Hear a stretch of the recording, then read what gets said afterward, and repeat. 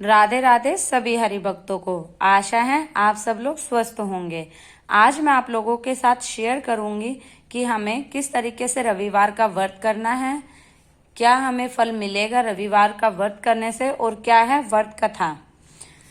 सबसे पहले मैं आप लोगों के साथ शेयर करूंगी रविवार व्रत करने की विधि। सर्व मनोकामनाओं की पूर्ति हेतु रविवार भगवान सूर्य का व्रत श्रेष्ठ है। इस व्रत की विधि इस प्रकार है। प्रातःकाल स्नान आदि से निर्वृत्त हो स्वच्छ वस्त्र धारण करें, शांतचित होकर परमात्मा का स्मरण करें। भोजन एक समय से अधिक नहीं करना चाहिए। भोजन तथा फलहार सूर्य के प्रकाश रहते ही कर लेना उचित है। यदि निराहार रहने पर सूर्य छिप जाए तो दूसरे दिन सूर्य उदय हो जाने पर अर्घ्य देने के बाद ही भोजन करें। व्रत के अंत में सूर्य व्रत की कथा सुननी चाहिए। व्रत के दिन नमकीन तेल युक्त भोजन कदापि ग्रहण ना करें। इस व्रत के करने से मान सम्मान बढ़ता है तथा शत्रुओं का क्षय होता है। आंख की पीड़ा के अतिरिक्त अन्य सब पीड़ाएं दूर हो जाती हैं। क्या है रविवार व्रत की कथा। एक बुढ़िया थी। उसका नियम था कि प्रति सोमवार को सवेरे ही स्नान आदि कर पड़ोसन की गाय के गोबर से घर को लीप कर फिर भोजन तैयार कर भगवान को भोग लगा स्वयं भोजन करती थी। ऐसा व्रत करने से उसका घर धन धान्य एवं आनंद से पूर्ण था। इस तरह कुछ दिन बीत जाने पर उसकी पड़ोसन विचार करने लगी कि यह वृद्ध सर्वदा मेरी गौ का गोबर ले जाती है, इसीलिए अपनी गौ को घर के भीतर बांधने लग गई। बुढ़िया को गोबर न मिलने से रविवार के दिन अपने घर को ना लीप सकी, इसीलिए उसने न तो भोजन बनाया और न भगवान का भोग लगाया तथा स्वयं ही उसने भोजन नहीं किया। इस प्रकार उसने निराहार व्रत किया। रात्रि में भगवान ने उसे स्वप्न दिया और भोजन न बनाने तथा भोग न लगाने का कारण पूछा। वृद्ध ने गो पर न मिलने का कारण सुनाया। तब भगवान ने कहा कि माता, हम तुमको ऐसी गो देते हैं जिससे सभी इच्छाएं पूर्ण होती हैं, क्योंकि तुम हमेशा रविवार को गो के गोबर से घर लीपकर भोजन बनाकर मेरा भोग लगाकर खुद भोजन करती हो। इससे मैं खुश होकर तुमको यह वरदान देता हूँ तथा अंत समय में मोक्ष देता हूँ।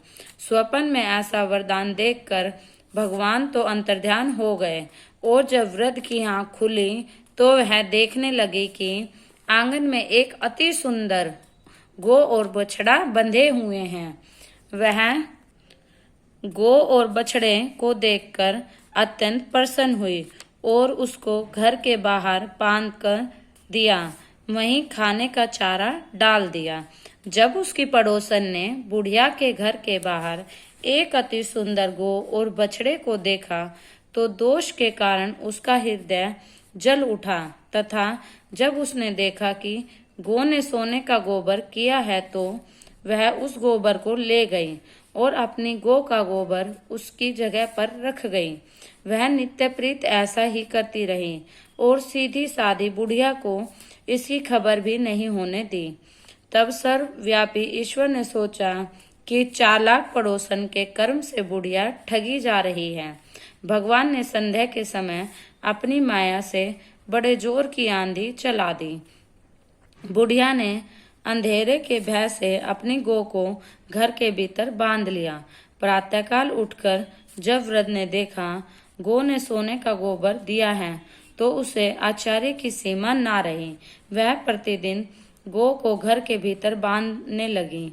उधर पड़ोसन ने देखा बुढ़िया गो को घर के भीतर बांधने लगी है और उसका सोने का गोबर उठाने का दाव नहीं चलता, तो वह ईर्ष्या से जल उठी और कुछ उपाय ना देख उसने उस देश के राजा की सभा में जाकर कहा, महाराज, मेरी पड़ोस में एक वृद्ध के पास ऐसी गो है जो आप जैसे राजाओं के योग्य ही हैं। वह नित्य सोने का गोबर देती है। आप उस सोने से प्रजा का पालन करिए। वह वृद्ध इतने सोने का क्या करेगी। राजा ने यह बात सुन अपने दूतों को वृद्ध के घर से गो लाने की आज्ञा दी। वृद्ध प्रातः ईश्वर का भोग लगा भोजन ग्रहण करने ही जा रही थी कि राजा के कर्मचारी गो खोल ले गए। वृद्ध काफी रोई चिल्लाई, किंतु कर्मचारियों के समक्ष कोई क्या कहता। उस दिन वृद्ध गो के वियोग में भोजन ना खा सकी और रात भर रो रो कर ईश्वर से गो को पूर्ण पाने के लिए प्रार्थना करती रही। उधर राजा गो को देख बहुत प्रसन्न हुआ, लेकिन सुबह जैसे ही वह उठा, सारा महल गोबर से भरा दिखाई देने लगा। राजा यह देखकर घबरा गया। भगवान ने रात्रि में राजा को स्वप्न में कहा कि राजा, गाय वृद्ध को लौटाने में ही तेरी भला है। उसके रविवार के व्रत से प्रसन्न होकर मैंने उसे गाय दी थी।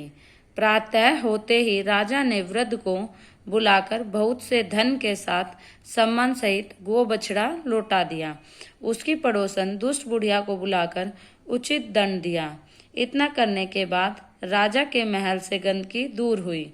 उसी दिन से राजा ने नगर निवासियों को आदेश दिया कि राज्य की तथा अपनी समस्त मनोकामनाओं की पूर्ति के लिए रविवार का व्रत करो।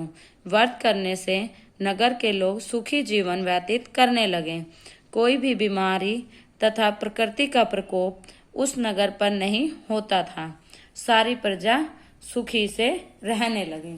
राधे राधे। अगर आपको मेरे द्वारा सुनाई गई कहानी पसंद आई हो तो मेरी वीडियो लाइक करें, मेरे चैनल को सब्सक्राइब करें और अधिक से अधिक शेयर करें।